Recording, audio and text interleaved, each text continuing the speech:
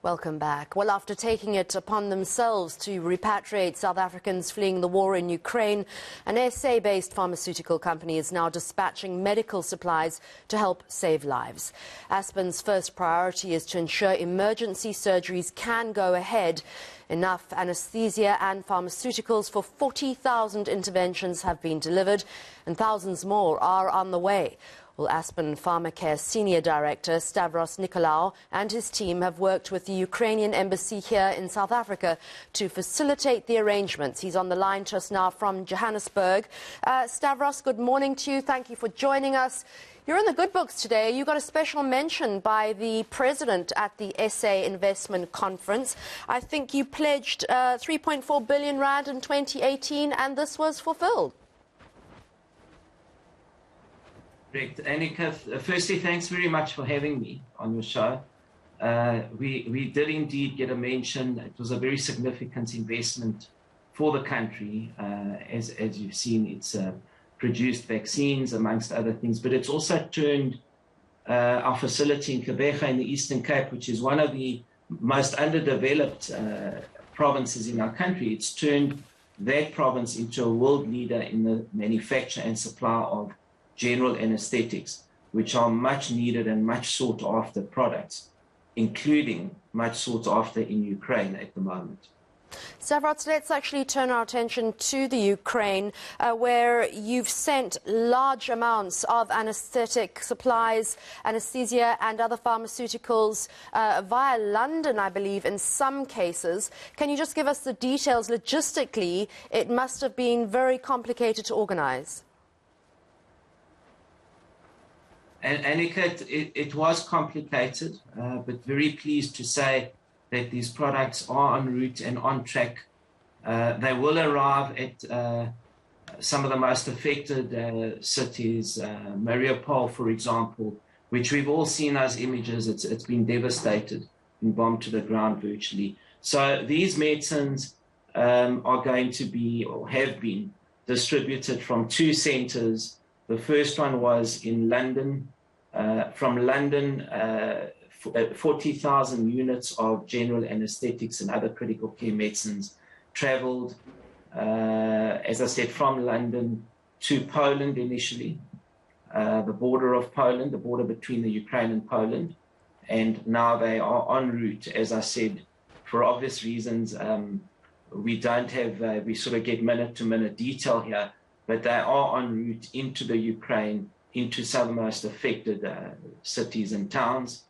And then secondly, eNCA, there's a further shipment of 22,000 units, also general anesthetics and other life-saving medicines, that will leave today from Germany, follow the same course via Poland into the Ukraine. Now, we've worked very closely with the Aspen team in Europe. We've worked closely with the Ukrainian embassy, the Ukrainian authorities, and of course all the logistics companies that carry out the logistics and supply piece. Stavros, it's difficult, I know, for you to probably determine, but around how many surgeries do you think that could facilitate, and how full, as far as you know, are the hospitals with patients needing to undergo life-saving surgery?